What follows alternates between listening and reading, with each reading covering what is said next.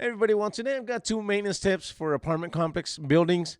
These are for apartment complexes, but they could be good for homeowners or and even if it's just a maintenance guy or managers too, they can get some tips from this. These are two really good tips that are going to save you a lot of time and money. And that's only two tips, so it should be a pretty short video. The first tip is I used to be on a. I'll just tell you a little story. I used to be on a 4-man on-call rotation. So each one of us had a complex that was under 100 unit or around 100 units. So all four of us would rotate. That way we'd get on-call once a month. But there was one complex that I really hated going to because they had what we used to call a sewer alley. What happens is that one sewer line was always clogged, and that line ran about, I don't know, I want to say about 20, 25 25 apartments, and these were 2-story apartments. So when the line got clogged up, when the upstairs tenant would use the bathroom, everything would come out of the downstairs, um, showers and tubs and all that.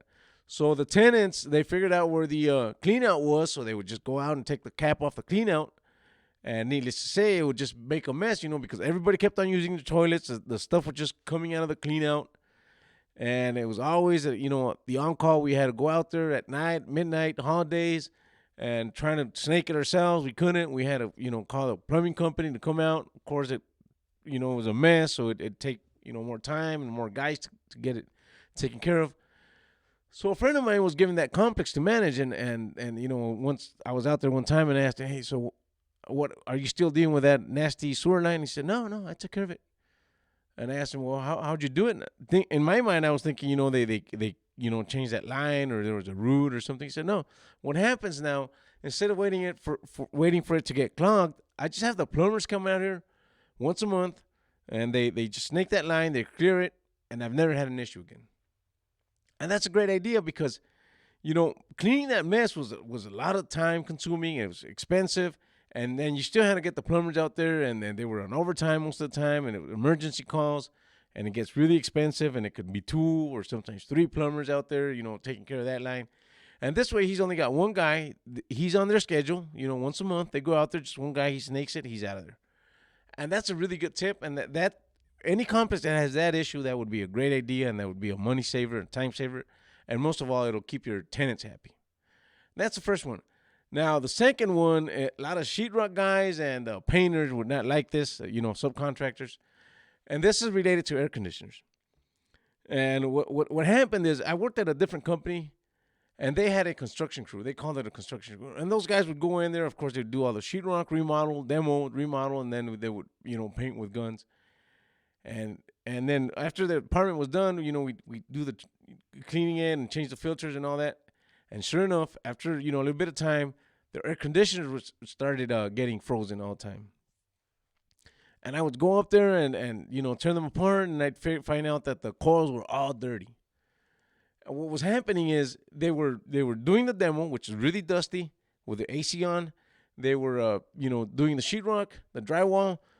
Sometimes they would sand it, and all that sand was going right back into the coil. Of course, there's a filter there.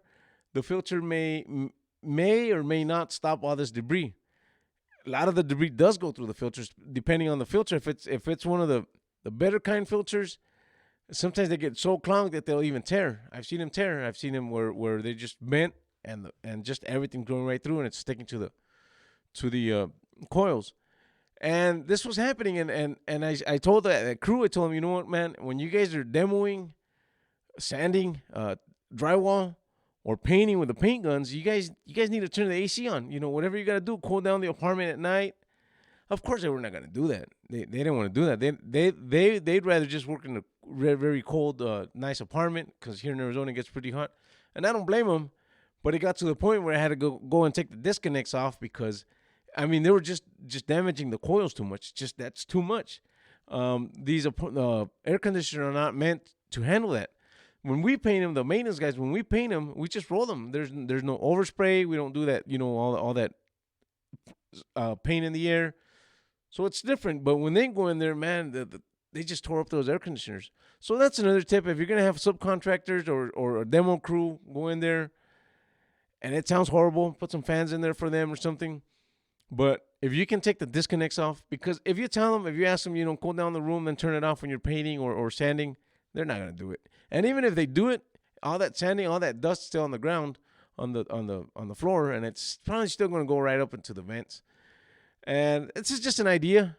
These are 2 tips that I think are good for anybody that's a maintenance supervisor, or manager, or maintenance guys that are wanting to help out a little bit. These are good tips.